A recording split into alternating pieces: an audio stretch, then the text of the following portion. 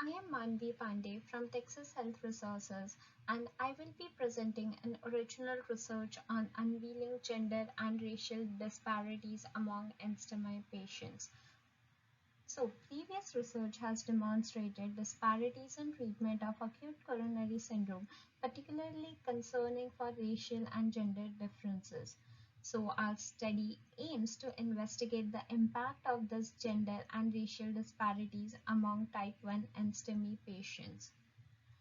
The study utilized 5 years of national inpatient sample data from 2016 to 2020, and we identified patients with type 1 and STEMI as their primary diagnosis.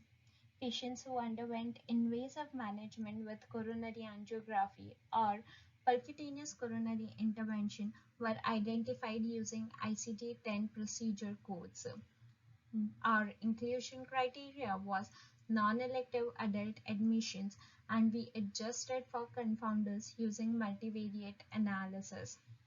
Our primary outcome was to identify any differences in gender and racial groups. The secondary outcomes included rates of coronary angiography or PCI procedures.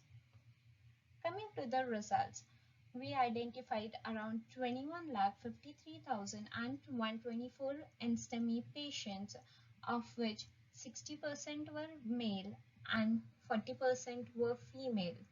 Also, we had around 73% white patients, 12.2% black patients, and 8.8% of Hispanic patients, as described in figure number 1 and 2. What we found is that female patients have 10.1% of lower odds of mortality compared to the male patients. Also, black patients had significantly lower odds of mortality, which was 6.1% lower than the white patients. We did not identify any significant difference in mortality between the white and Hispanic patients, as described in figure 3a. Then coming to the secondary outcomes, that is, female patients undergoing invasive management was actually 18.4% lower when compared to male patient. Similarly, black and Hispanic patients undergoing invasive management was around 25.4 and 16.9% lower than white patients respectively. Coming to the discussion part, we did identify significant racial and gender disparities in treatment of type 1 and STEMI patient, despite guidelines advocating for equal treatment.